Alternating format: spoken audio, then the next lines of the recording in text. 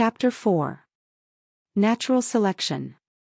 Natural selection, its power compared with man's selection, its power on characters of trifling importance, its power at all ages and on both sexes. Sexual selection. On the generality of intercrosses between individuals of the same species.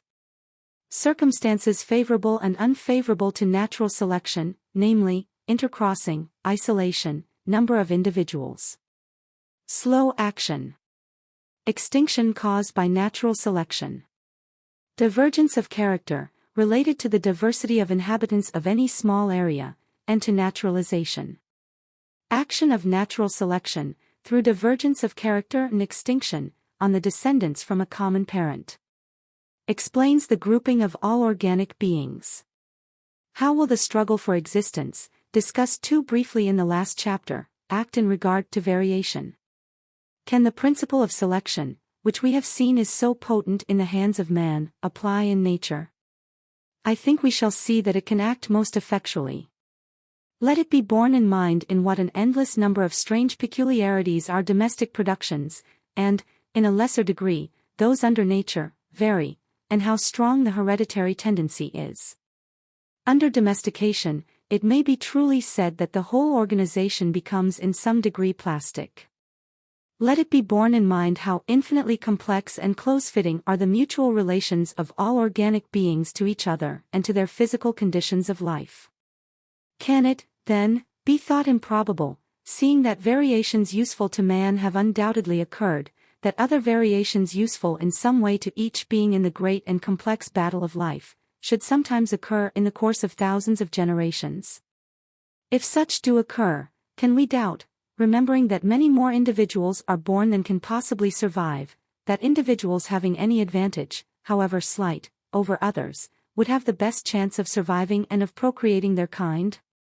On the other hand, we may feel sure that any variation in the least degree injurious would be rigidly destroyed. This preservation of favorable variations and the rejection of injurious variations, I call natural selection. Variations neither useful nor injurious would not be affected by natural selection, and would be left a fluctuating element, as perhaps we see in the species called polymorphic. We shall best understand the probable course of natural selection by taking the case of a country undergoing some physical change, for instance, of climate.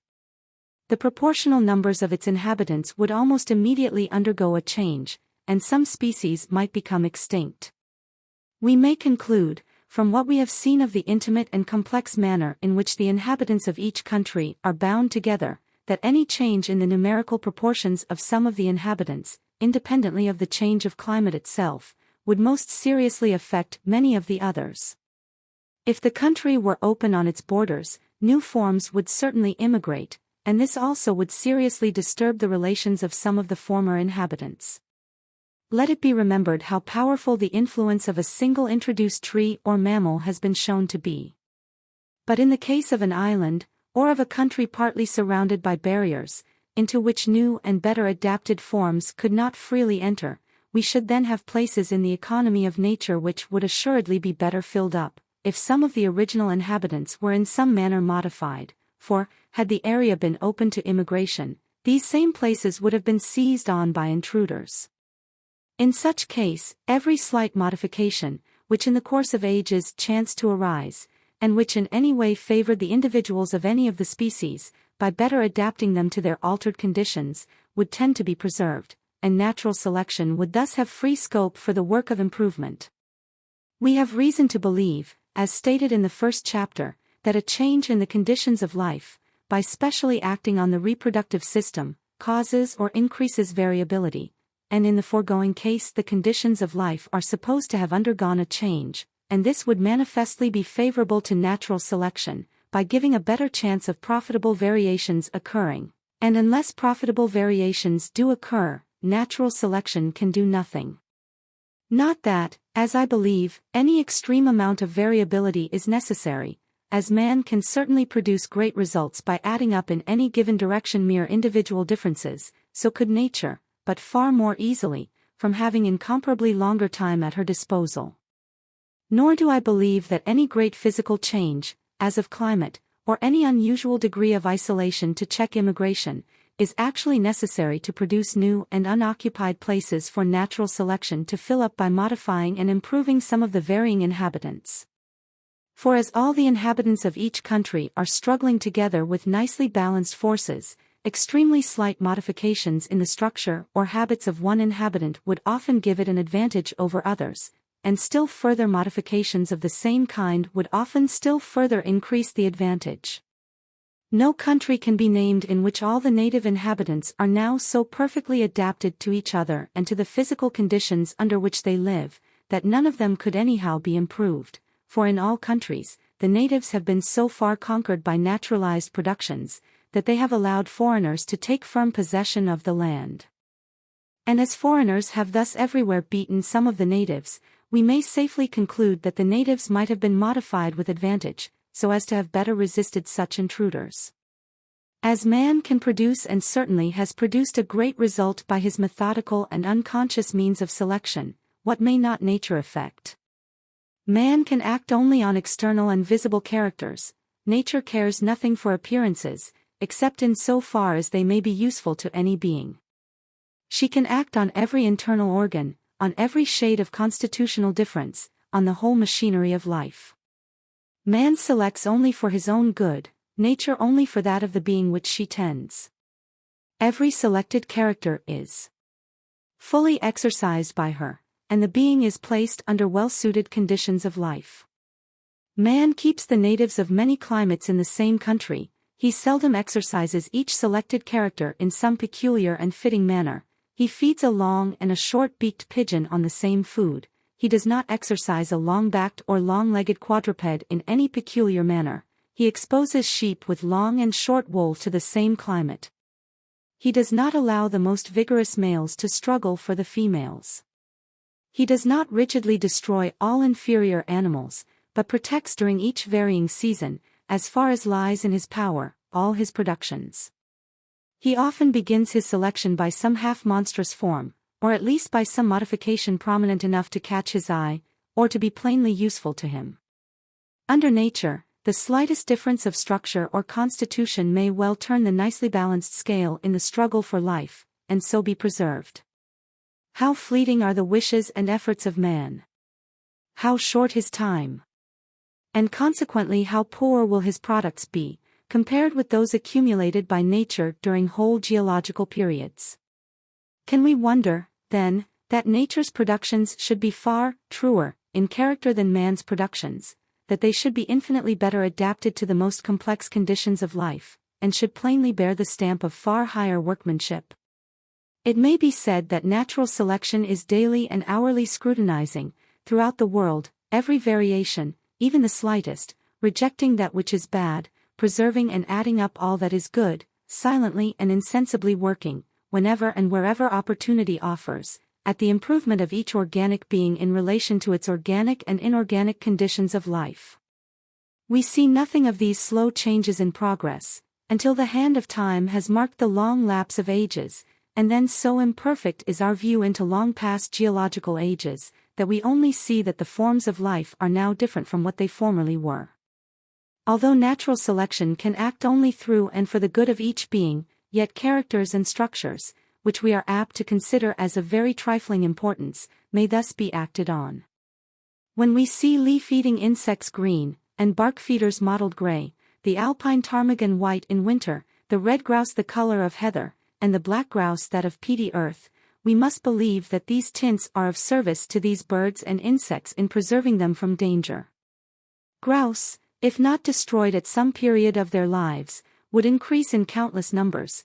They are known to suffer largely from birds of prey, and hawks are guided by eyesight to their prey, so much so, that on parts of the continent persons are warned not to keep white pigeons, as being the most liable to destruction.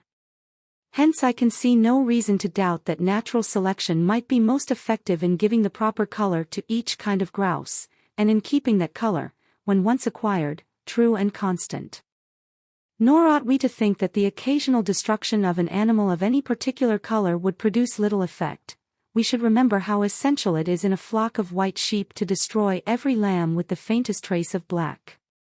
In plants, the down on the fruit and the color of the flesh are considered by botanists as characters of the most trifling importance, yet we hear from an excellent horticulturist, Downing, that in the United States smooth-skinned fruits suffer far more from a beetle, a curculio, than those with down, that purple plums suffer far more from a certain disease than yellow plums, whereas another disease attacks yellow-fleshed peaches far more than those with other colored flesh.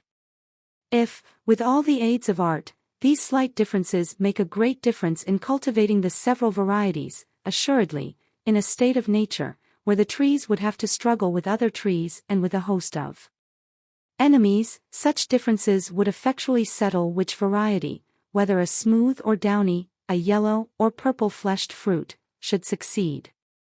In looking at many small points of difference between species, which, as far as our ignorance permits us to judge, seem to be quite unimportant, we must not forget that climate, food, etc., probably produce some slight and direct effect.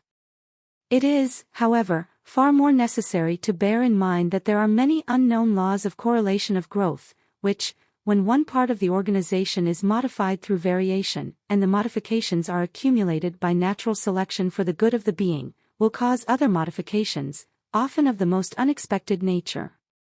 As we see that those variations which under domestication appear at any particular period of life, tend to reappear in the offspring at the same period, for instance, in the seeds of the many varieties of our culinary and agricultural plants, in the caterpillar and cocoon stages of the varieties of the silkworm, in the eggs of poultry, and in the color of the down of their chickens, in the horns of our sheep and cattle when nearly adult, so in a state of nature, natural selection will be enabled to act on and modify organic beings at any age, by the accumulation of profitable variations at that age, and by their inheritance at a corresponding age.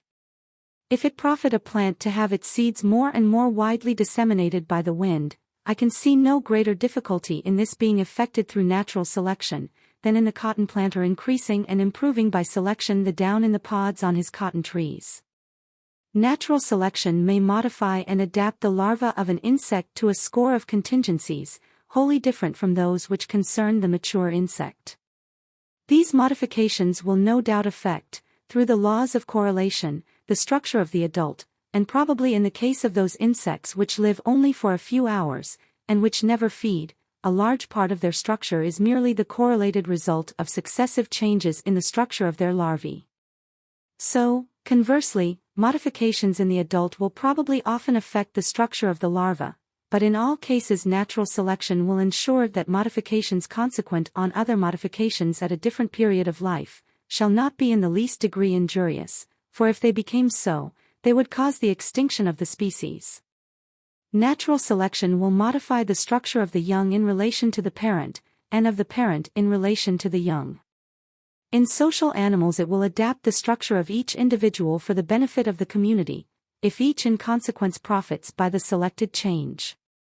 What natural selection cannot do, is to modify the structure of one species, without giving it any advantage, for the good of another species, and though statements to this effect may be found in works of natural history, I cannot find one case which will bear investigation. A structure used only once in an animal's whole life, if of high importance to it, might be modified to any extent by natural selection, for instance, the great jaws possessed by certain insects, and used exclusively for opening the cocoon, or the hard tip to the beak of nestling birds, used for breaking the egg. It has been asserted, that of the best short-beaked tumbler pigeons more perish in the egg than are able to get out of it, so that fanciers assist in the act of hatching. Now, if nature had to make the beak of a full-grown pigeon very short for the bird's own advantage, the process of modification would be very slow, and there would be simultaneously the most rigorous selection of the young birds within the egg, which had the most powerful and hardest beaks, for all with weak beaks would inevitably perish, or, more delicate and more easily broken shells might be selected, the thickness of the shell being known to vary like every other structure. Sexual selection that, inasmuch as peculiarities often appear under domestication in one sex, and become hereditarily attached to that sex, the same fact probably occurs under nature, and if so, natural selection will be able to modify one sex in its functional relations to the other sex, or in relation to wholly different habits of life in the two sexes, as is sometimes the case with insects. And this leads me to say a few words on what I call sexual selection. This depends, not on a struggle for existence, but on a struggle between the males for possession of the females. The result is not death to the unsuccessful competitor, but few or no offspring. Sexual selection is, therefore, less rigorous than natural selection. Generally, the most vigorous males, those which are best fitted for their places in nature, will leave most progeny. But in many cases, victory will depend not on general vigor, but on having special weapons, confined to the male sex. A hornless stag or spurless cock would have a poor chance of leaving offspring. Sexual selection by always allowing the victor to breed might surely give indomitable courage, length to the spur, and strength to the wing to strike in the spurred leg, as well as the brutal cockfighter, who knows well that he can improve his breed by careful selection of the best cocks. How low in the scale of nature this law of battle descends, I know not. Male alligators have been described as fighting, bellowing, and whirling round, like Indians in a war dance, for the possession of the females. Male salmons have been seen fighting all day long. Male stag beetles often bear wounds from the huge mandibles of other males. The war is, perhaps, severest between the males of polygamous animals, and these seem oftenest provided with special weapons. The males of carnivorous animals are already well armed, though to them and to others, special means of defense may be given through means of sexual selection, as the mane to the lion, the shoulder pad to the boar, and the hooked jaw to the male salmon, for the shield may be as important for victory as the sword or spear. Amongst birds, the contest is often of a more peaceful character. All those who have attended to the subject believe that there is the severest rivalry between the males of many species to attract by singing the females. The rock thrush of Guyana, birds of paradise, and some others, congregate, and successive males display their gorgeous plumage and perform strange antics before the females, which standing by as spectators, at last choose the most attractive partner. Those who have closely attended to birds in confinement well know that they often take individual preferences and dislikes. Thus Sir R. Heron has described how one-pied peacock was eminently attractive to all his hen birds. It may appear childish to attribute any effect to such apparently weak means. I cannot here enter on the details necessary to support this view, but if man can in a short time give elegant carriage and beauty to his bantams, according to his standard of beauty, I can see no good reason to doubt that female birds, by selecting, during thousands of generations, the most melodious or beautiful males, according to their standard of beauty, might produce a marked effect. I strongly suspect that some well-known laws with respect to the plumage of male and female birds, in comparison with the plumage of the young, can be explained on the view of plumage having been chiefly modified by sexual selection, acting when the birds have come to the breeding age or during the breeding season, the modifications thus produced being inherited at corresponding ages or seasons, either by the males alone, or by the males and females, but I have not space here to enter on this subject.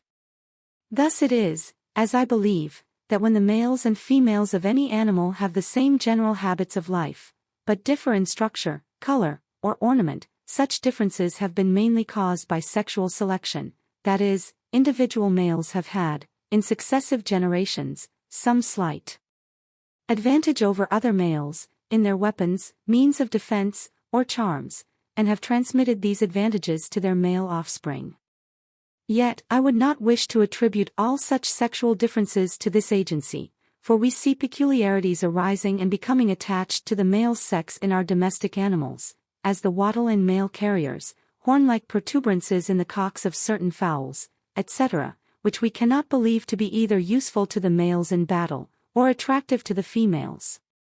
We see analogous cases under nature, for instance, the tuft of hair on the breast of the turkey cock, which can hardly be either useful or ornamental to this bird. Indeed, had the tuft appeared under domestication, it would have been called a monstrosity. Illustrations of the action of natural selection. In order to make it clear how, as I believe, natural selection acts, I must beg permission to give one or two imaginary illustrations. Let us take the case of a wolf, which preys on various animals, securing some by craft, some by strength, and some by fleetness, and let us suppose that the fleetest prey, a deer for instance, had from any change in the country increased in numbers, or that other prey had decreased in numbers, during that season of the year when the wolf is hardest pressed for food. I can under such circumstances see no reason to doubt that the swiftest and slimmest wolves would have the best chance of surviving, and so be preserved or selected, provided always that they retain strength to master their prey at this or at some other period of the year, when they might be compelled to prey on other animals.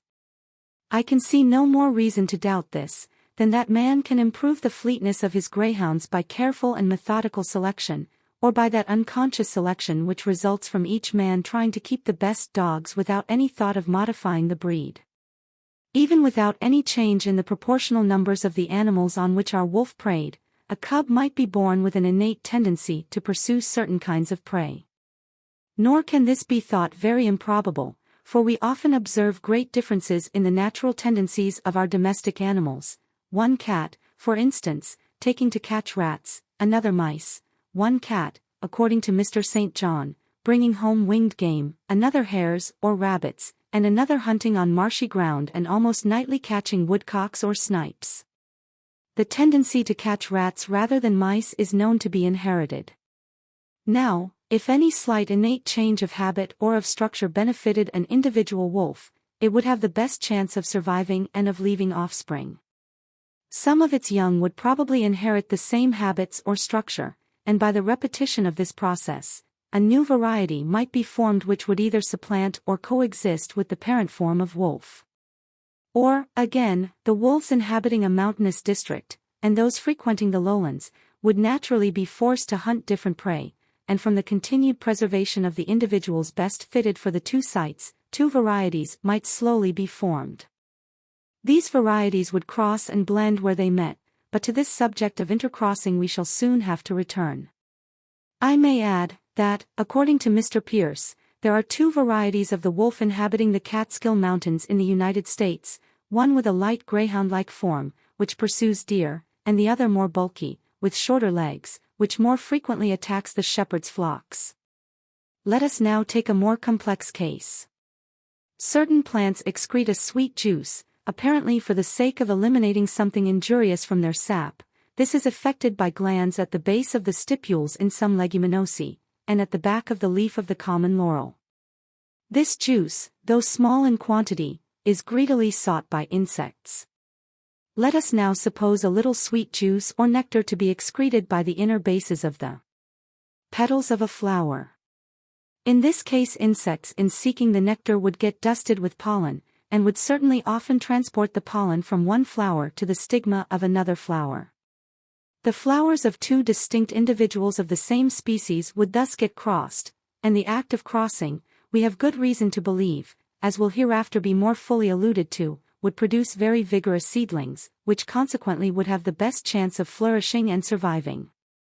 Some of these seedlings would probably inherit the nectar-excreting power.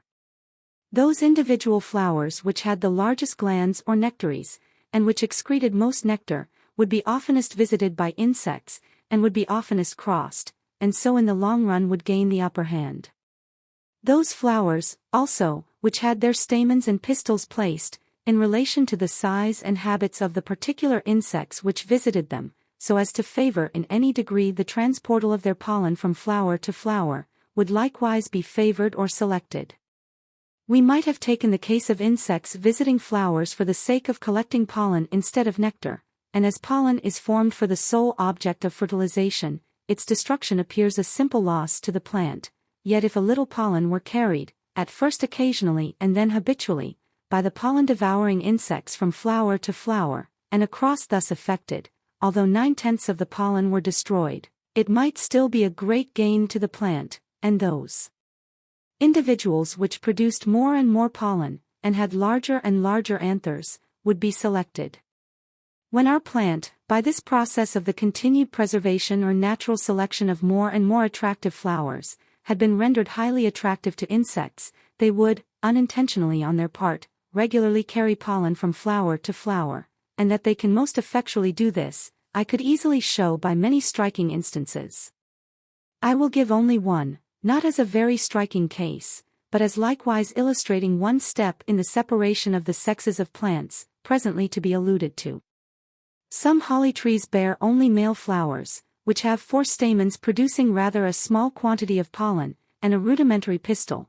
Other holly trees bear only female flowers, these have a full-sized pistil, and 4 stamens with shriveled anthers, in which not a grain of pollen can be detected.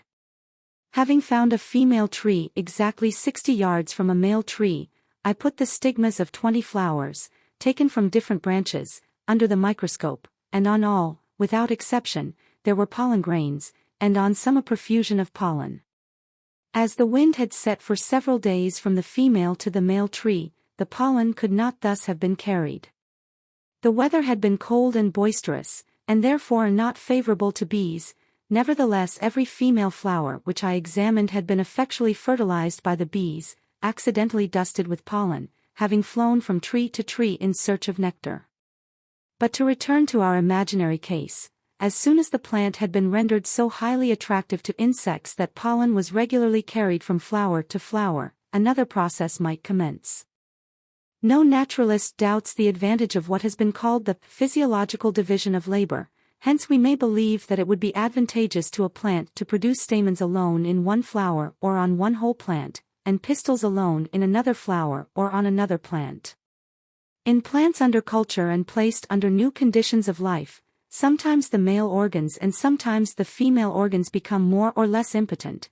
Now if we suppose this to occur in ever so slight a degree under nature, then as pollen is already carried regularly from flower to flower, and as a more complete separation of the sexes of our plant would be advantageous on the principle of the division of labor, individuals with this tendency more and more increased, would be continually favored or selected, until at last a complete separation of the sexes would be effected. Let us now turn to the nectar-feeding insects in our imaginary case. We may suppose the plant of which we have been slowly increasing the nectar by continued selection, to be a common plant, and that certain insects depended in main part on its nectar for food. I could give many facts, showing how anxious bees are to save time, for instance, their habit of cutting holes and sucking the nectar at the bases of certain flowers, which they can, with a very little more trouble, enter by the mouth. Bearing such facts in mind, I can see no reason to doubt that an accidental deviation in the size and form of the body, or in the curvature and length of the proboscis, etc., far too slight to be appreciated by us, might profit a bee or other insect, so that an individual so characterized would be able to obtain its food more quickly, and so have a better chance of living and leaving descendants. Its descendants would probably inherit a tendency to a similar slight deviation of structure. The tubes of the corollas of the common red and incarnate clovers, Trifolium pratense and incarnatum, do not on a hasty glance appear to differ in length, yet the hive bee can easily suck the nectar out of the incarnate clover, but not out of the common red clover, which is visited by humblebees alone, so that whole fields of the red clover offer in vain an abundant supply of precious nectar to the hive bee. Thus it might be a great advantage to the hive bee to have a slightly longer or differently constructed proboscis. On the other hand, I have found by experiment that the fertility of clover greatly depends on bees visiting and moving parts of the corolla, so as to push the pollen on to the stigmatic surface. Hence, again, if humblebees were to become rare in any country, it might be a great advantage to the red clover to have a shorter or more deeply divided tube to its corolla, so that the hive bee could visit its flowers. Thus I can understand how a flower and a bee might slowly become, either simultaneously or one after the other, modified and adapted in the most perfect manner to each other, by the continued preservation of individuals presenting mutual and slightly favorable deviations of structure. I am well aware that this doctrine of natural selection, exemplified in the above imaginary instances, is open to the same objections which were at first urged against Sir Charles Lyell's noble views on the modern changes of the earth, as illustrative of geology, but we now very seldom hear the action, for instance, of the coast waves, called a trifling and insignificant cause, when applied to the excavation of gigantic valleys or to the formation of the longest lines of inland cliffs. Natural selection can act only by the preservation and accumulation of infinitesimally small inherited modifications, each profitable to the preserved being, and as modern geology has almost banished such views as the excavation of a great valley by a single diluvial wave, so will natural selection, if it be a true principle, banish the belief of the continued creation of new organic beings, or of any great and sudden modification in their structure. On the intercrossing of individuals. I must here introduce a short digression. In the case of animals and plants with separated sexes, it is of course obvious that two individuals must always unite for each birth, but in the case of hermaphrodites this is far from obvious. Nevertheless, I am strongly inclined to believe that with all hermaphrodites two individuals, either occasionally or habitually, concur for the reproduction of their kind. This view, I may add, was first suggested by Andrew Knight. We shall presently see its importance, but I must here treat the subject with extreme brevity, though I have the materials prepared for an ample discussion. All vertebrate animals, all insects, and some other large groups of animals, pair for each birth. Modern research has much diminished the number of supposed hermaphrodites, and of real hermaphrodites a large number pair, that is, two individuals regularly unite for reproduction, which is all that concerns us. But still there are many hermaphrodite animals which certainly do not habitually pair, and a vast majority of plants are hermaphrodites. What reason, it may be asked, is there for supposing in these cases that two individuals ever concur in reproduction? As it is impossible here to enter on details, I must trust to some general considerations alone. In the first place, I have collected so large a body of facts, showing, in accordance with the almost universal belief of breeders, that with animals and plants a cross between different varieties, or between individuals of the same variety but of another strain, gives vigor and fertility to the offspring, and on the other hand, that close interbreeding diminishes vigor and fertility, that these facts alone incline me to believe that it is a general law of nature, utterly ignorant though we be of the meaning of the law, that no organic being self-fertilizes itself for an eternity of generations, but that a cross with another individual is occasionally, perhaps at very long intervals, indispensable. On the belief that this is a law of nature, we can, I think, understand several large classes of facts, such as the following, which on any other view are inexplicable. Every hybridizer knows how unfavorable exposure to wet is to the fertilization of a flower, yet what a multitude of flowers have their anthers and stigmas fully exposed to the weather. But if an occasional cross be indispensable, the fullest freedom for the entrance of pollen from another individual will explain this state of exposure, more especially as the plant's own anthers and pistil generally stand so close together that self-fertilization seems almost inevitable. Many flowers, on the other hand, have their organs of fructification closely enclosed, as in the great Papilionaceous or pea family, but in several, perhaps in all, such flowers, there is a very curious adaptation between the structure of the flower and the manner in which bees suck the nectar, for, in doing this, they either push the flower's own pollen on the stigma, or bring pollen from another flower. So necessary are the visits of bees to papilionaceous flowers, that I have found, by experiments published elsewhere, that their fertility is greatly diminished if these visits be prevented. Now, it is scarcely possible that bees should fly from flower to flower, and not carry pollen from one to the other, to the great good, as I believe, of the plant. Bees will act like a camel hair pencil, and it is quite sufficient just to touch the anthers of one flower and then the stigma of another with the same brush to ensure fertilization, but it must not be supposed that bees would thus produce a multitude of hybrids between distinct species, for if you bring on the same brush a plant's own pollen and pollen from another species, the former will have such a prepotent effect, that it will invariably and completely destroy, as has been shown by Gartner, any influence from the foreign pollen. When the stamens of a flower suddenly spring towards the pistil, or slowly move one after the other towards it, the contrivance seems adapted solely to ensure self-fertilization, and no doubt it is useful for this end, but the agency of insects is often required to cause the stamens to spring forward, as Kohlreuter has shown to be the case with the barberry, and curiously in this very genus, which seems to have a special contrivance for self-fertilization, it is well known that if very closely allied forms or varieties are planted near each other, it is hardly possible to raise pure seedlings, so largely do they naturally cross. In many other cases, far from there being any aids for self-fertilization, there are special contrivances, as I could show from the writings of C.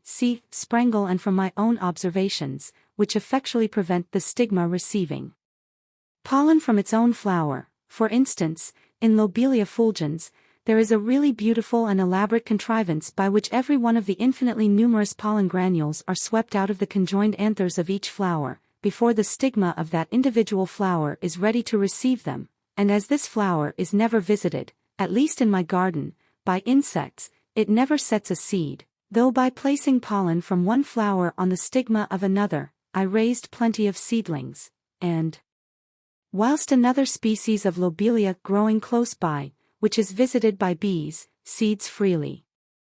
In very many other cases, though there be no special mechanical contrivance to prevent the stigma of a flower receiving its own pollen, yet, as C. Sprengel has shown, and as I can confirm, either the anthers burst before the stigma is ready for fertilization, or the stigma is ready before the pollen of that flower is ready, so that these plants have in fact separated sexes, and must habitually be crossed. How strange are these facts!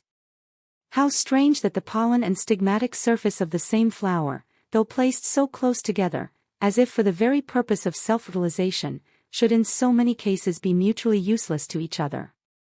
How simply are these facts explained on the view of an occasional cross with a distinct individual being advantageous or indispensable. If several varieties of the cabbage, radish, onion, and of some other plants, be allowed to seed near each other, a large majority, as I have found, of the seedlings thus raised will turn out mongrels. For instance, I raised 233 seedling cabbages from some plants of different varieties growing near each other, and of these only 78 were true to their kind, and some even of these were not perfectly true. Yet the pistil of each cabbage flower is surrounded not only by its own 6 stamens, but by those of the many other flowers on the same plant. How, then, comes it that such a vast number of the seedlings are mongrelized? I suspect that it must arise from the pollen of a distinct variety having a prepotent effect over a flower's own pollen, and that this is part of the general law of good being derived from the intercrossing of distinct individuals of the same species. When distinct species are crossed, the case is directly the reverse, for a plant's own pollen is always prepotent over foreign pollen, but to this subject we shall return in a future chapter. In the case of a gigantic tree covered with innumerable flowers, it may be objected that pollen could seldom be carried from tree to tree, and at most only from flower to flower on the same tree, and that flowers on the same tree can be considered as distinct individuals only in a limited sense. I believe this objection to be valid, but that nature has largely provided against it by giving to trees a strong tendency to bear flowers with separated sexes. When the sexes are separated, although the male and female flowers may be produced on the same tree, we can see that pollen must be regularly carried from flower to flower, and this will give a better chance of pollen being occasionally carried from tree to tree. That trees belonging to all orders have their sexes more often separated than other plants, I find to be the case in this country, and at my request Dr. Hooker tabulated the trees of New Zealand, and Dr. Asa Gray those of the United States, and the result was as I anticipated. On the other hand, Dr. Hooker has recently informed me that he finds that the rule does not hold in Australia, and I have made these few remarks on the sexes of trees simply to call attention to the subject. Turning for a very brief space to animals, on the land there are some hermaphrodites, as land mollusca and earthworms, but these all pair. As yet I have not found a single case of a terrestrial animal which fertilizes itself. We can understand this remarkable fact, which offers so strong a contrast with terrestrial plants, on the view of an occasional cross being indispensable, by considering the medium in which terrestrial animals live, and the nature of the fertilizing element, for we know of no means, analogous to the action of insects and of the wind in the case of plants, by which an occasional cross could be effected with terrestrial animals without the concurrence of 2 individuals. Of aquatic animals, there are many self-fertilizing hermaphrodites, but here currents in the water offer an obvious means for an occasional cross. And, as in the case of flowers, I have as yet failed, after consultation with one of the highest authorities, namely, Professor Huxley, to discover a single case of an hermaphrodite animal with the organs of reproduction so perfectly enclosed within the body, that access from without and the occasional influence of a distinct individual can be shown to be physically impossible. Cirripedes long appeared to me to present a case of very great difficulty under this point of view, but I have been enabled, by a fortunate chance, elsewhere to prove that two individuals, though both are self-fertilizing hermaphrodites, do sometimes cross. It must have struck most naturalists as a strange anomaly that, in the case of both animals and plants, species of the same family and even of the same genus, though agreeing closely with each other in almost their whole organization, yet are not rarely, some of them hermaphrodites, and some of them unisexual. But if, in fact, all hermaphrodites do occasionally intercross with other individuals, the difference between hermaphrodites and unisexual species, as far as function is concerned, becomes very small. From these several considerations and from the many special facts which I have collected, but which I am not here able to give, I am strongly inclined to suspect that, both in the vegetable and animal kingdoms, an occasional intercross with a distinct individual is a law of nature. I am well aware that there are, on this view, many cases of difficulty, some of which I am trying to investigate. Finally then, we may conclude that in many organic beings, a cross between two individuals is an obvious necessity for each birth. In many others it occurs perhaps only at long intervals, but in none, as I suspect, can self-fertilization go on for perpetuity. Circumstances favorable to natural selection. This is an extremely intricate subject. A large amount of inheritable and diversified variability is favorable, but I believe mere individual differences suffice for the work. A large number of individuals, by giving a better chance for the appearance within any given period of profitable variations, will compensate for a lesser amount of variability in each individual, and is, I believe, an extremely important element of success. Though nature grants vast periods of time for the work of natural selection, she does not grant an indefinite period, for as all organic beings are striving, it may be said, to seize on each place in the economy of nature, if any one species does not become modified and improved in a corresponding degree with its competitors, it will soon be exterminated. In man's methodical selection, a breeder selects for some definite object, and free intercrossing will wholly stop his work. But when many men, without intending to alter the breed, have a nearly common standard of perfection, and all try to get and breed from the best animals, much improvement and modification surely but slowly follow from this unconscious process of selection, notwithstanding a large amount of crossing with inferior animals. Thus it will be in nature, for within a confined area, with some place in its polity not so perfectly occupied as might be, natural selection will always tend to preserve all the individuals varying in the right direction, though in different degrees, so as better to fill up the unoccupied place. But if the area be large, its several districts will almost certainly present different conditions of life, and then if natural selection be modifying and improving a species in the several districts, there will be intercrossing with the other individuals of the same species on the confines of each. And in this case the effects of intercrossing can hardly be counterbalanced by natural selection always tending to modify all the individuals in each district in exactly the same manner to the conditions of each, for in a continuous area, the conditions will generally graduate away insensibly from one district to another. The intercrossing will most affect those animals which unite for each birth, which wander much, and which do not breed at a very quick rate. Hence in animals of this nature, for instance in birds, varieties will generally be confined to separated countries, and this I believe to be the case.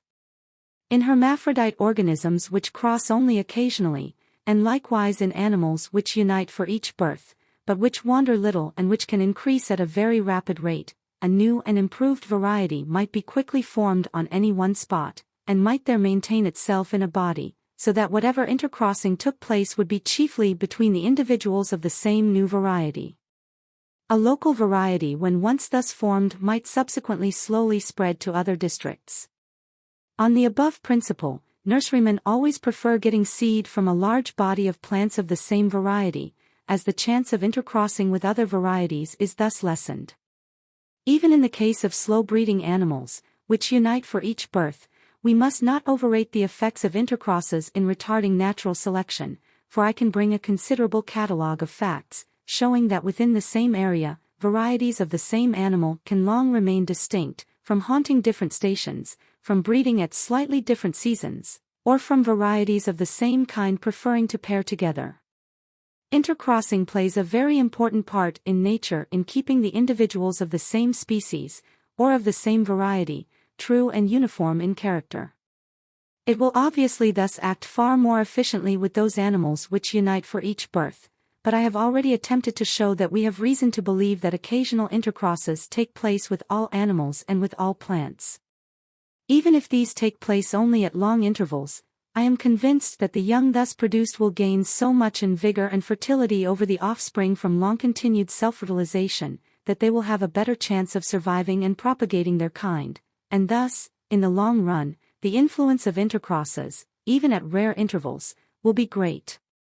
If there exist organic beings which never intercross, uniformity of character can be retained amongst them, as long as their conditions of life remain the same, only through the principle of inheritance, and through natural selection destroying any which depart from the proper type. But if their conditions of life change and they undergo modification, uniformity of character can be given to their modified offspring, solely by natural selection preserving the same favorable variations. Isolation, also, is an important element in the process of natural selection. In a confined or isolated area, if not very large, the organic and inorganic conditions of life will generally be in a great degree uniform, so that natural selection will tend to modify all the individuals of a varying species throughout the area in the same manner in relation to the same conditions. Intercrosses, also, with the individuals of the same species, which otherwise would have inhabited the surrounding and differently circumstanced districts, will be prevented. But isolation probably acts more efficiently in checking the immigration of better adapted organisms, after any physical change, such as of climate or elevation of the land, etc., and thus new places in the natural economy of the country are left open for the old inhabitants to struggle for, and become adapted to, through modifications in their structure and constitution. Lastly, isolation, by checking immigration and consequently competition, will give time for any new variety to be slowly improved, and this may sometimes be of importance in the production of new species. If, however, an isolated area be very small, either from being surrounded by barriers, or from having very peculiar physical conditions, the total number of the individuals supported on it will necessarily be very small, and fewness of individuals will greatly retard the production of new species through natural selection, by decreasing the chance of the appearance of favorable variations. If we turn to nature to test the truth of these remarks, and look at any small isolated area, such as an oceanic island, although the total number of the species inhabiting it will be found to be small, as we shall see in our chapter on geographical distribution, yet of these species a very large proportion are endemic, that is, have been produced there, and nowhere else. Hence an oceanic island at first sight seems to have been highly favorable for the production of new species. But we may thus greatly deceive ourselves, for to ascertain whether a small isolated area, or a large open area like a continent, has been most favorable for the production of new organic forms, we ought to make the comparison within equal times, and this we are incapable of doing. Although I do not doubt that isolation is of considerable importance in the production of new species, on the whole I am inclined to believe that largeness of area is of more importance, more especially in the production of species, which will prove capable of enduring for a long period, and of spreading widely. Throughout a great and open area, not only will there be a better chance of favorable variations arising from the large number of individuals of the same species there supported, but the conditions of life are infinitely complex from the large number of already existing species, and if some of these many species become modified and improved, others will have to be improved in a corresponding degree or they will be exterminated. Each new form, also, as soon as it has been much improved, will be able to spread over the open and continuous area, and will thus come into competition with many others. Hence more new places will be formed, and the competition to fill them will be more severe, on a large than on a small and isolated area. Moreover, great areas, though now continuous, owing to oscillations of level, will often have recently existed in a broken condition, so that the good effects of isolation will generally, to a certain extent, have concurred.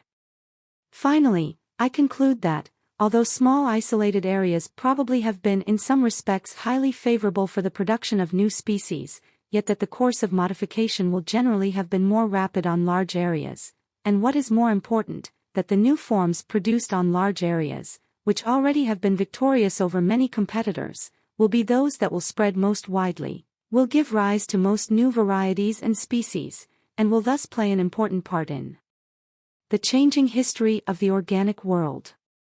We can, perhaps, on these views, understand some facts which will be again alluded to in our chapter on geographical distribution, for instance, that the productions of the smaller continent of Australia have formerly yielded, and apparently are now yielding, before those of the larger Europaeo-Asiatic area.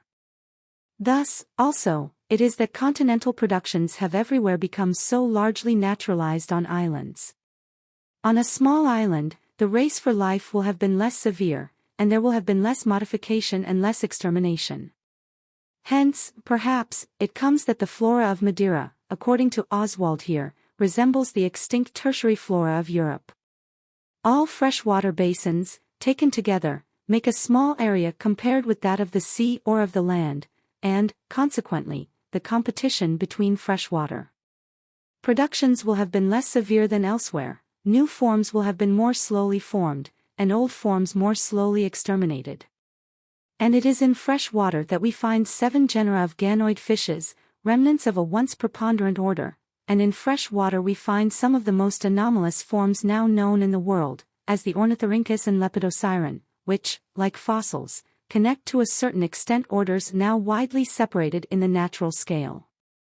These anomalous forms may almost be called living fossils. They have endured to the present day, from having inhabited a confined area, and from having thus been exposed to less severe competition. To sum up the circumstances favorable and unfavorable to natural selection, as far as the extreme intricacy of the subject permits, I conclude, looking to the future, that for terrestrial productions a large continental area, which will probably undergo many oscillations of level, and which consequently will exist for long periods in a broken condition, will be the most favorable for the production of many new forms of life, likely to endure long and to spread widely.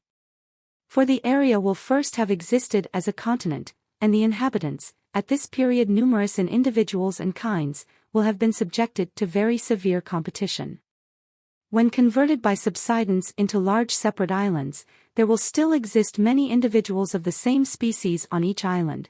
Intercrossing on the confines of the range of each species will thus be checked. After physical changes of any kind, immigration will be prevented, so that new places in the polity of each island will have to be filled up by modifications of the old inhabitants, and time will be allowed for the varieties in each to become well modified and perfected. When, by renewed elevation, the islands shall be reconverted into a continental area, there will again be severe competition, the most favored or improved varieties will be enabled to spread, there will be much extinction of the less improved forms, and the relative proportional numbers of the various inhabitants of the renewed continent will again be changed, and again there will be a fair field for natural selection to improve still further the inhabitants, and thus produce new species. That natural selection will always act with extreme slowness, I fully admit. Its action depends on there being places in the polity of nature, which can be better occupied by some of the inhabitants of the country undergoing modification of some kind. The existence of such places will often depend on physical changes, which are generally very slow, and on the immigration of better adapted forms having been checked. But the action of natural selection will probably still oftener depend on some of the inhabitants becoming slowly modified, the mutual relations of many of the other inhabitants being thus disturbed.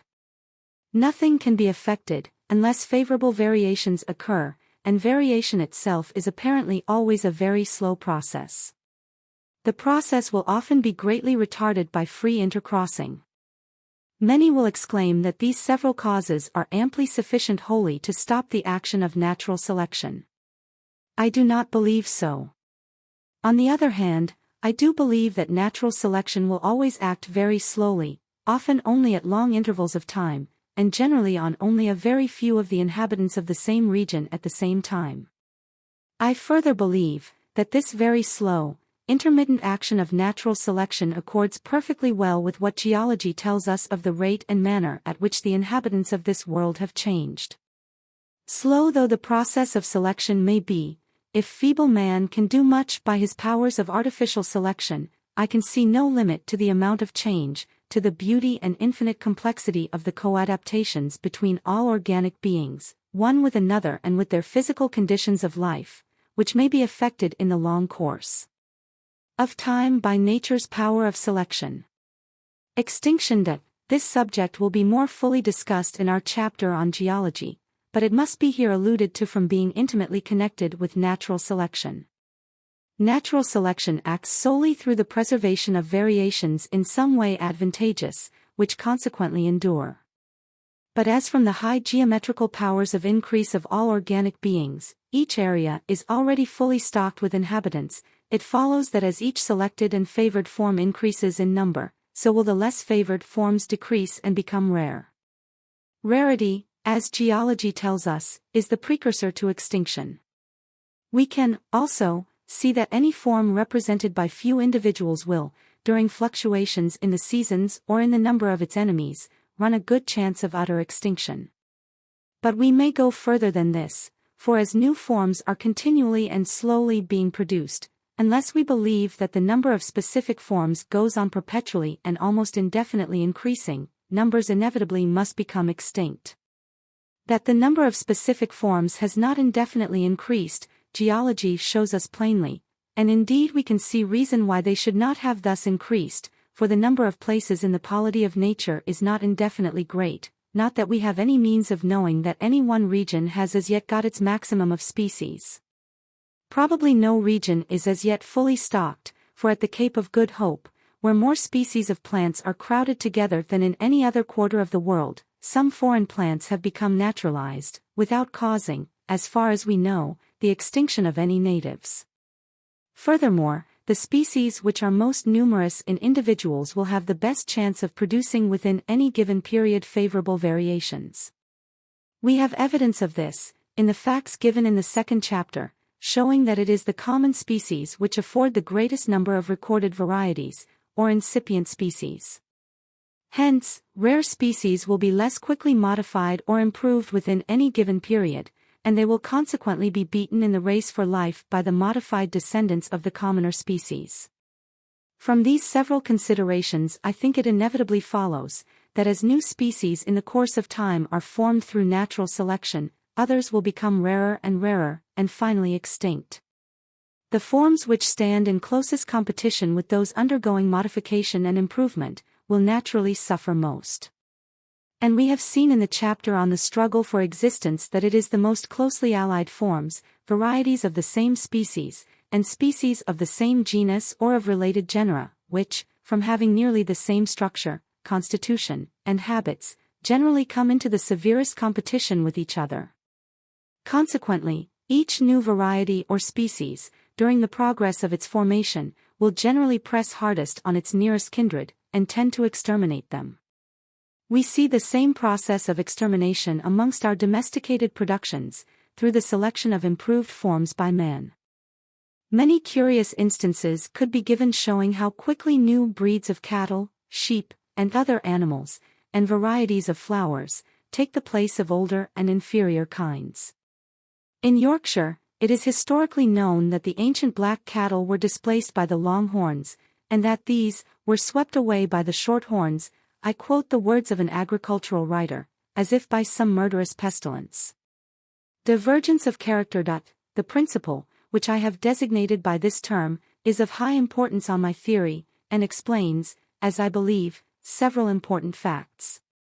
In the first place, varieties, even strongly marked ones, though having somewhat of the character of species, as is shown by the hopeless doubts in many cases how to rank them, yet certainly differ from each other far less than do good and distinct species. Nevertheless, according to my view, varieties are species in the process of formation, or are, as I have called them, incipient species. How, then, does the lesser difference between varieties become augmented into the greater difference between species? That this does habitually happen, we must infer from most of the innumerable species throughout nature presenting well-marked differences, whereas varieties, the supposed prototypes and parents of future well-marked species, present slight and ill-defined differences. Mere chance, as we may call it, might cause one variety to differ in some character from its parents, and the offspring of this variety again to differ from its parent in the very same character and in a greater degree, but this alone would never account for so habitual and large an amount of difference as that between varieties of the same species and species of the same genus. As has always been my practice, let us seek light on this head from our domestic productions. We shall here find something analogous. A fancier is struck by a pigeon having a slightly shorter beak, another fancier is struck by a pigeon having a rather longer beak, and on the acknowledged principle that fanciers do not and will not admire a medium standard, but like extremes, they both go on, as has actually occurred with tumbler pigeons, choosing and breeding from birds with longer and longer beaks, or with shorter and shorter beaks. Again, we may suppose that at an early period one man preferred swifter horses, another stronger and more bulky horses. The early differences would be very slight. In the course of time, from the continued selection of swifter horses by some breeders, and of stronger ones by others, the differences would become greater, and would be noted as forming two sub-breeds. Finally, after the lapse of centuries, the sub-breeds would become converted into two well-established and distinct breeds. As the differences slowly become greater, the inferior animals with intermediate characters, being neither very swift nor very strong, will have been neglected, and will have tended to disappear. Here, then, we see in man's productions the action of what may be called the principle of divergence, causing differences, at first barely appreciable, steadily to increase, and the breeds to diverge in character both from each other and from their common parent. But how, it may be asked, can any analogous principle apply in nature? I believe it can and does apply most efficiently, from the simple circumstance that the more diversified the descendants from any one species become in structure, constitution, and habits, by so much will they be better enabled to seize on many and widely diversified places in the polity of nature, and so be enabled to increase in numbers. We can clearly see this in the case of animals with simple habits. Take the case of a carnivorous quadruped, of which the number that can be supported in any country has long ago arrived at its full average. If its natural powers of increase be allowed to act, it can succeed in increasing, the country not undergoing any change in its conditions, only by its varying descendants seizing on places at present occupied by other animals, some of them, for instance, being enabled to feed on new kinds of prey, either dead or alive, some inhabiting new stations, climbing trees, frequenting water, and some perhaps becoming less carnivorous. The more diversified in habits and structure the descendants of our carnivorous animal became, the more places they would be enabled to occupy. What applies to one animal will apply throughout all time to all animals, that is, if they vary, for otherwise natural selection can do nothing. So it will be with plants. It has been experimentally proved that if a plot of ground be sown with one species of grass, and a similar plot be sown with several distinct genera of grasses, a greater number of plants and a greater weight of dry herbage can thus be raised. The same has been found to hold good when first one variety and then several mixed varieties of wheat have been sown on equal spaces of ground. Hence, if any one species of grass were to go on varying, and those varieties were continually selected which differed from each other in at all the same manner as distinct species and genera of grasses differ from each other, a greater number of individual plants of this species of grass, including its modified descendants, would succeed in living on the same piece of ground. And we well know that each species and each variety of grass is annually sowing almost countless seeds, and thus, as it may be said, is striving its utmost to increase its numbers. Consequently, I cannot doubt that in the course of many thousands of generations, the most distinct varieties of any one species of grass would always have the best chance of succeeding and of increasing in numbers, and thus of supplanting the less distinct varieties, and varieties, when rendered very distinct from each other, take the rank of species. The truth of the principle, that the greatest amount of life can be supported by great diversification of structure, is seen under many natural circumstances. In an extremely small area, especially if freely open to immigration, and where the contest between individual and individual must be severe, we always find great diversity in its inhabitants. For instance, I found that a piece of turf, 3 feet by 4 in size, which had been exposed for many years to exactly the same conditions, supported 20 species of plants, and these belonged to 18 genera and to 8 orders, which shows how much these plants differed from each other.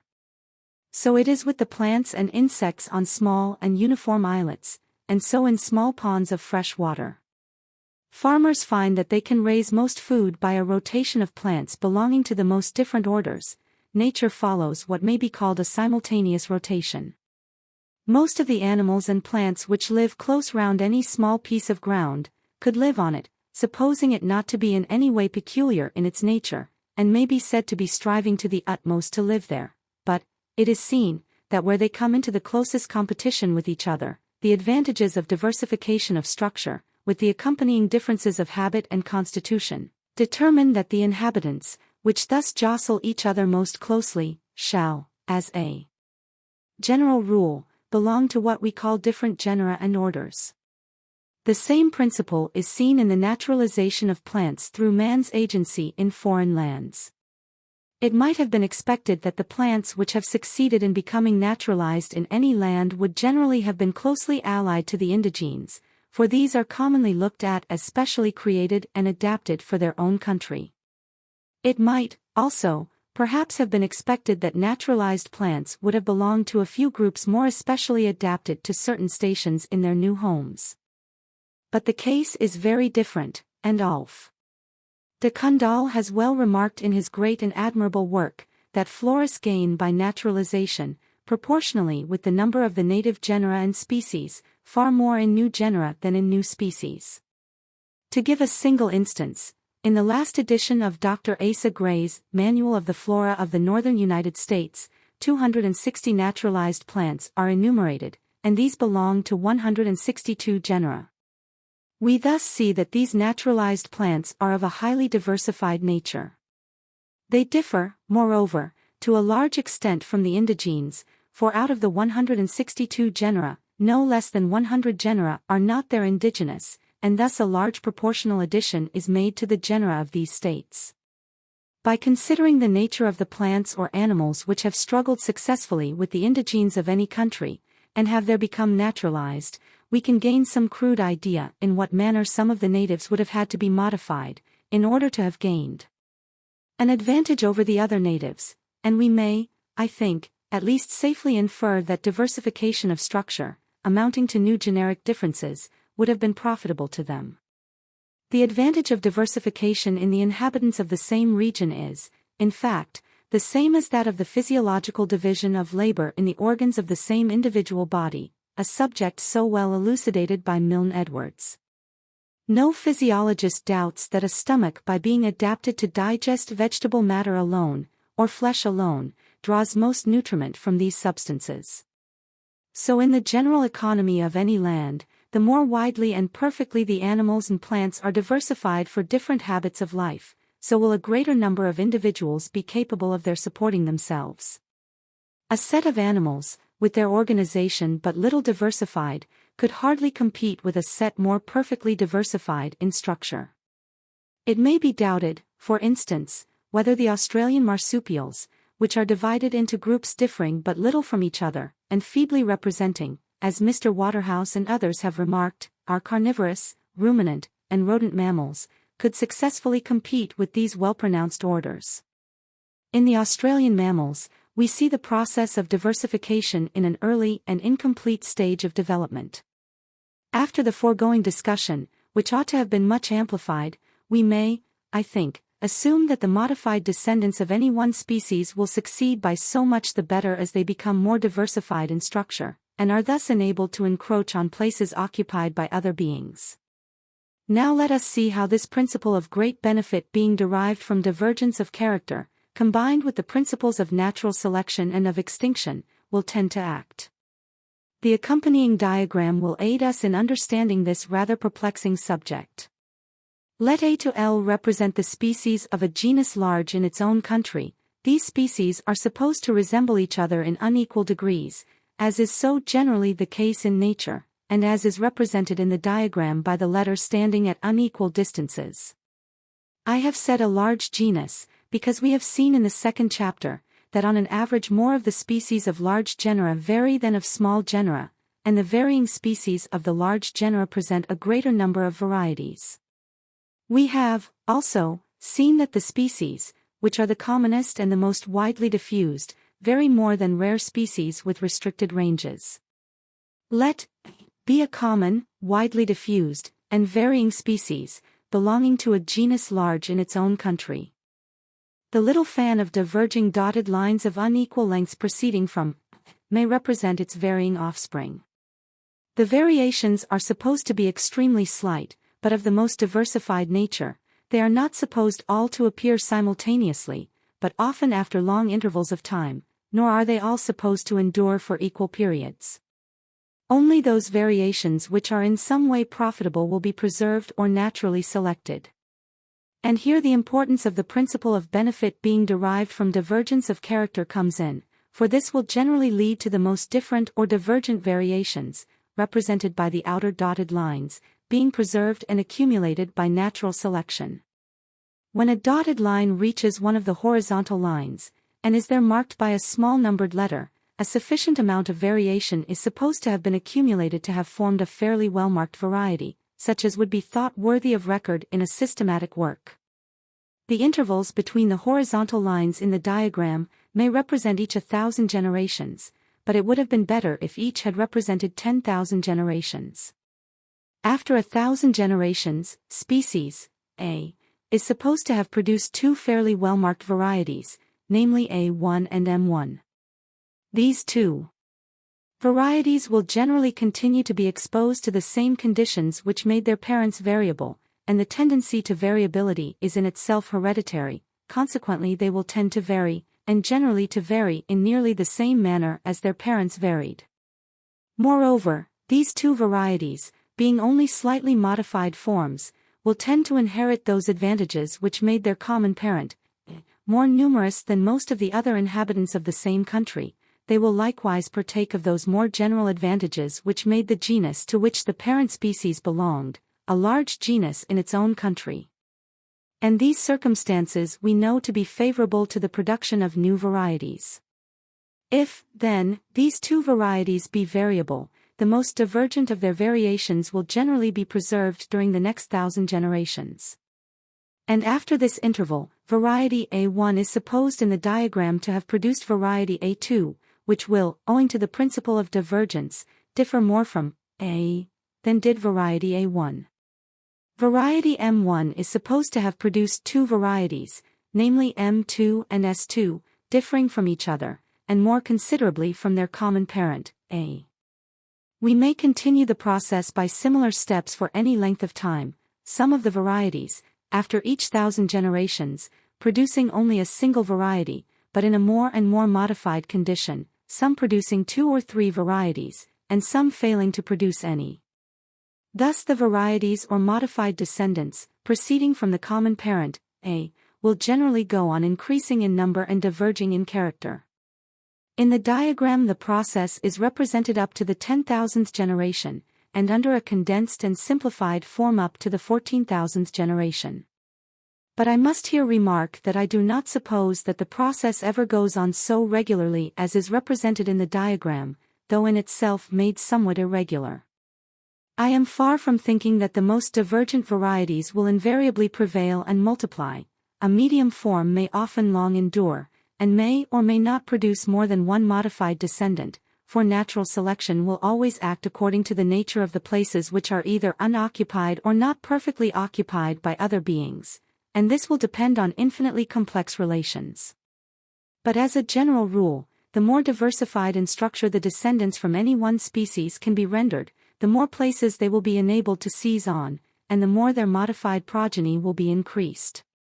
In our diagram, the line of succession is broken at regular intervals by small numbered letters marking the successive forms which have become sufficiently distinct to be recorded as varieties. But these breaks are imaginary, and might have been inserted anywhere, after intervals long enough to have allowed the accumulation of a considerable amount of divergent variation. As all the modified descendants from a common and widely diffused species, belonging to a large genus, will tend to partake of the same advantages which made their parent successful in life, they will generally go on multiplying in number as well as diverging in character. This is represented in the diagram by the several divergent branches proceeding from A. The modified offspring from the later and more highly improved branches in the lines of descent will, it is probable, often take the place of, and so destroy, the earlier and less improved branches. This is represented in the diagram by some of the lower branches not reaching to the upper horizontal lines. In some cases, I do not doubt that the process of modification will be confined to a single line of descent, and the number of the descendants will not be increased, although the amount of divergent modification may have been increased in the successive generations. This case would be represented in the diagram, if all the lines proceeding from A were removed, excepting that from A1 to A10. In the same way, for instance, the English racehorse and English pointer have apparently both gone on slowly diverging in character from their original stocks, without either having given off any fresh branches or races. After 10,000 generations, species A is supposed to have produced three forms, A10, F10, and M10, which, from having diverged in character during the successive generations, will have come to differ largely, but perhaps unequally, from each other and from their common parent. If we suppose the amount of change between each horizontal line in our diagram to be excessively small, these three forms may still be only well-marked varieties, or they may have arrived at the doubtful category of subspecies, but we have only to suppose the steps in the process of modification to be more numerous or greater in amount, to convert these three forms into well-defined species. Thus the diagram illustrates the steps by which the small differences distinguishing varieties are increased into the larger differences distinguishing species. By continuing the same process for a greater number of generations, as shown in the diagram in a condensed and simplified manner, we get 8 species, marked by the letters between A14 and M14, all descended from A. Thus, as I believe, species are multiplied and genera are formed. In a large genus it is probable that more than one species would vary. In the diagram I have assumed that a second species, I, has produced, by analogous steps, after 10,000 generations, either two well-marked varieties, W10 and Z10, or two species, according to the amount of change supposed to be represented between the horizontal lines. After 14,000 generations, 6 new species, marked by the letters N14 to Z14, are supposed to have been produced. In each genus, the species, which are already extremely different in character, will generally tend to produce the greatest number of modified descendants, for these will have the best chance of filling new and widely different places in the polity of nature. Hence in the diagram I have chosen the extreme species, A, and the nearly extreme species, I, as those which have largely varied, and have given rise to new varieties and species. The other 9 species, marked by capital letters, of our original genus, may for a long period continue transmitting unaltered descendants, and this is shown in the diagram by the dotted lines not prolonged far upwards from want of space. But during the process of modification, represented in the diagram, another of our principles, namely that of extinction, will have played an important part. As in each fully stocked country, natural selection necessarily acts by the selected form having some advantage in the struggle for life over other forms. There will be a constant tendency in the improved descendants of any one species to supplant and exterminate in each stage of descent their predecessors and their original parent.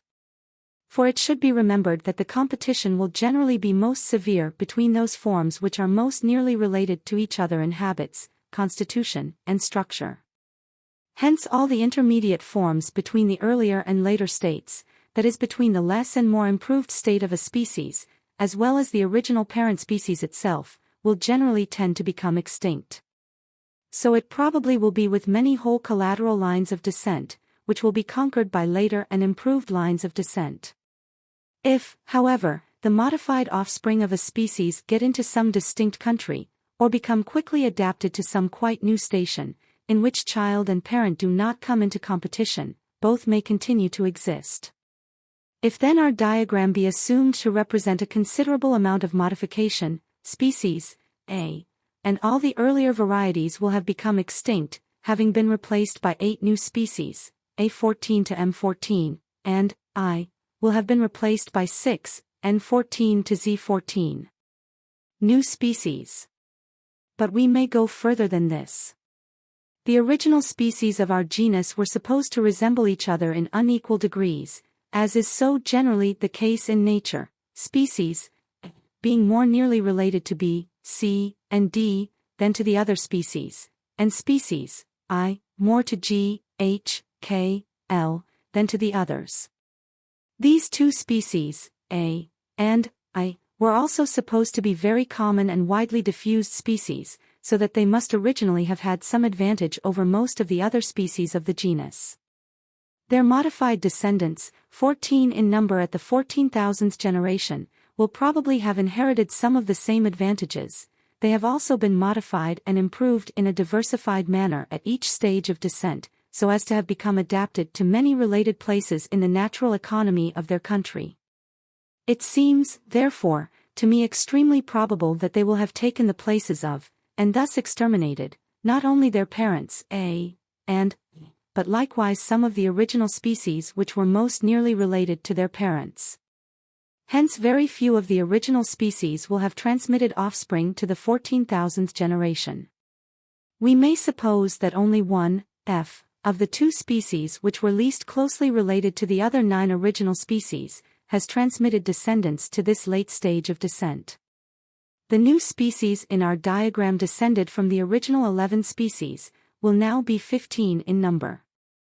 Owing to the divergent tendency of natural selection, the extreme amount of difference in character between species A14 and Z14 will be much greater than that between the most different of the original 11 species. The new species, moreover, will be allied to each other in a widely different manner. Of the 8 descendants from A, the 3 marked A14, Q14, P14, will be nearly related from having recently branched off from A10, B14 and F14, from having diverged at an earlier period from A5, will be in some degree distinct from the 3 first-named species, and lastly, O14, E14, and M14, will be nearly related one to the other, but from having diverged at the first commencement of the process of modification, will be widely different from the other 5 species, and may constitute a sub-genus or even a distinct genus. The 6 descendants from I will form 2 subgenera or even genera. But as the original species, I, differed largely from, standing nearly at the extreme points of the original genus, the 6 descendants from I will, owing to inheritance, differ considerably from the 8 descendants from A. The 2 groups, moreover, are supposed to have gone on diverging in different directions. The intermediate species, also, and this is a very important consideration, which connected the original species, A and I, have all become, excepting F, extinct, and have left no descendants. Hence the 6 new species descended from, and the 8 descended from, A, will have to be ranked as very distinct genera, or even as distinct subfamilies. Thus it is, as I believe, that 2 or more genera are produced by descent, with modification, from 2 or more species of the same genus. And the 2 or more parent species are supposed to have descended from some one species of an earlier genus. In our diagram, this is indicated by the broken lines, beneath the capital letters, converging in sub-branches downwards towards a single point, this point representing a single species, the supposed single parent of our several new subgenera and genera. It is worthwhile to reflect for a moment on the character of the new species F14, which is supposed not to have diverged much in character, but to have retained the form of F, either unaltered or altered only in a slight degree. In this case, its affinities to the other 14 new species will be of a curious and circuitous nature. Having descended from a form which stood between the two parent species, A and I, now supposed to be extinct and unknown, it will be in some degree intermediate in character between the two groups descended from these species. But as these two groups have gone on diverging in character from the type of their parents, the new species, F14, will not be directly intermediate between them, but rather between types of the two groups, and every naturalist will be able to bring some such case before his mind.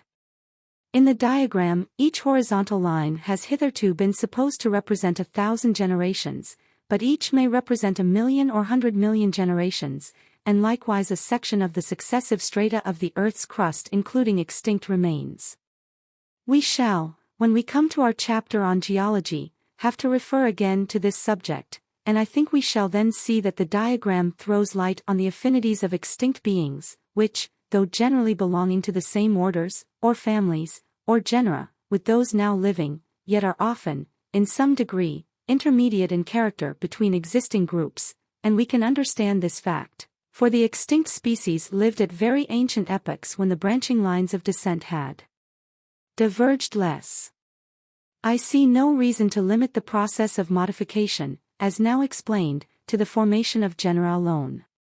If, in our diagram, we suppose the amount of change represented by each successive group of diverging dotted lines to be very great, the forms marked A14 to P14, those marked B14 and F14, and those marked O14 to M14, will form three very distinct genera. We shall also have two very distinct genera descended from I, and as these latter two genera, both from continued divergence of character and from inheritance from a different parent, will differ widely from the three genera descended from A, the two little groups of genera will form two distinct families, or even orders, according to the amount of divergent modification supposed to be represented in the diagram. And the two new families, or orders, will have descended from two species of the original genus, and these two species are supposed to have descended from one species of a still more ancient and unknown genus. We have seen that in each country it is the species of the larger genera which oftenest present varieties or incipient species. This, indeed, might have been expected, for as natural selection acts through one form having some advantage over other forms in the struggle for existence, it will chiefly act on those which already have some advantage, and the largeness of any group shows that its species have inherited from a common ancestor some advantage in common. Hence, the struggle for the production of new and modified descendants will mainly lie between the larger groups, which are all trying to increase in number. One large group will slowly conquer another large group, reduce its numbers, and thus lessen its chance of further variation and improvement. Within the same large group, the later and more highly perfected subgroups, from branching out and seizing on many new places in the polity of nature, will constantly tend to supplant and destroy the earlier and less improved subgroups. Small and broken groups and subgroups will finally tend to disappear. Looking to the future, we can predict that the groups of organic beings which are now large and triumphant, and which are least broken up, that is, which as yet have suffered least extinction, will for a long period continue to increase. But which groups will ultimately prevail, no man can predict, for we well know that many groups, formerly most extensively developed, have now become extinct.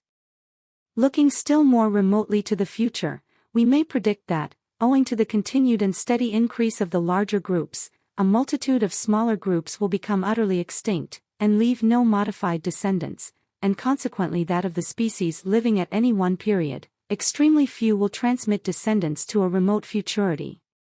I shall have to return to this subject in the chapter on classification, but I may add that on this view of extremely few of the more ancient species having transmitted descendants, and on the view of all the descendants of the same species making a class, we can understand how it is that there exist but very few classes in each main division of the animal and vegetable kingdoms. Although extremely few of the most ancient species may now have living and modified descendants, yet at the most remote geological period, the earth may have been as well peopled with many species of many genera, families, orders, and classes, as at the present day. Summary of the chapter. if during the long course of ages and under varying conditions of life, organic beings vary at all in the several parts of their organization, and I think this cannot be disputed, if there be, owing to the high geometrical powers of increase of each species, at some age, season, or year, a severe struggle for life, and this certainly cannot be disputed, then, considering the infinite complexity of the relations of all organic beings to each other and to their conditions of existence, causing an infinite diversity in structure, constitution, and habits, to be advantageous to them, I think it would be a most extraordinary fact if no variation ever had occurred useful to each being's own welfare, in the same way as so many variations have occurred useful to man. But if variations useful to any organic being do occur, assuredly individuals thus characterized will have the best chance of being preserved in the struggle for life, and from the strong principle of inheritance they will tend to produce offspring similarly characterized. This principle of preservation, I have called, for the sake of brevity, natural selection. Natural selection, on the principle of qualities being inherited at corresponding ages, can modify the egg, seed, or young, as easily as the adult. Amongst many animals, sexual selection will give its aid to ordinary selection, by assuring to the most vigorous and best adapted males the greatest number of offspring. Sexual selection will also give characters useful to the males alone, in their struggles with other males. Whether natural selection has really thus acted in nature, in modifying and adapting the various forms of life to their several conditions and stations, must be judged of by the general tenor and balance of evidence given in the following chapters. But we already see how it entails extinction, and how largely extinction has acted in the world's history, geology plainly declares. Natural selection, also, leads to divergence of character, for more living beings can be supported on the same area the more they diverge in structure, habits, and constitution, of which we see proof by looking at the inhabitants of any small spot or at naturalized productions. Therefore, during the modification of the descendants of any one species, and during the incessant struggle of all species to increase in numbers, the more diversified these descendants become, the better will be their chance of succeeding in the battle of life. Thus the small differences distinguishing varieties of the same species will steadily tend to increase till they come to equal the greater differences between species of the same genus, or even of distinct genera. We have seen that it is the common, the widely diffused, and widely ranging species, belonging to the larger genera, which vary most, and these will tend to transmit to their modified offspring that superiority which now makes them dominant in their own countries. Natural selection, as has just been remarked, leads to divergence of character and to much extinction of the less improved and intermediate forms of life. On these principles, I believe, the nature of the affinities of all organic beings may be explained. It is a truly wonderful fact, the wonder of which we are apt to overlook from familiarity, that all animals and all plants throughout all time and space should be related to each other in groups subordinate to group, in the manner which we everywhere behold, namely, varieties of the same species most closely related together, species of the same genus less closely and unequally related together, forming sections and subgenera, species of distinct genera much less closely related, and genera related in different degrees, forming subfamilies, families, orders, subclasses, and classes. The several subordinate groups in any class cannot be ranked in a single file, but seem rather to be clustered round points, and these round other points, and so on in almost endless cycles. On the view that each species has been independently created, I can see no explanation of this great fact in the classification of all organic beings, but, to the best of my judgment, it is explained through inheritance and the complex action of natural selection, entailing extinction and divergence of character, as we have seen illustrated in the diagram. The affinities of all the beings of the same class have sometimes been represented by a great tree. I believe this simile largely speaks the truth. The green and budding twigs may represent existing species, and those produced during each former year may represent the long succession of extinct species. At each period of growth all the growing twigs have tried to branch out on all sides, and to overtop and kill the surrounding twigs and branches, in the same manner as species and groups of species have tried to overmaster other species in the great battle for life. The limbs divided into great branches, and these into lesser and lesser branches, were themselves once, when the tree was small, budding twigs, and this connection of the former and present buds by ramifying branches may well represent the classification of all extinct and living species in groups subordinate to groups. Of the many twigs which flourished when the tree was a mere bush, only 2 or 3, now grown into great branches, yet survive and bear all the other branches. So with the species which lived during long past geological periods, very few now have living and modified descendants. From the first growth of the tree, many a limb and branch has decayed and dropped off, and these lost branches of various sizes may represent those whole orders, families, and genera which have now no living representatives, and which are known to us only from having been found in a fossil state.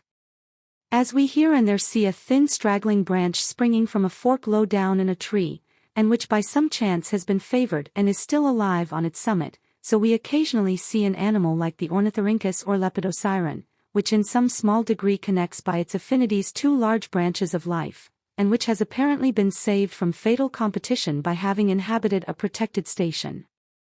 As buds give rise by growth to fresh buds, and these, if vigorous, branch out and overtop on all sides many a feebler branch, so by generation I believe it has been with the great tree of life, which fills with its dead and broken branches the crust of the earth, and covers the surface with its ever-branching and beautiful ramifications.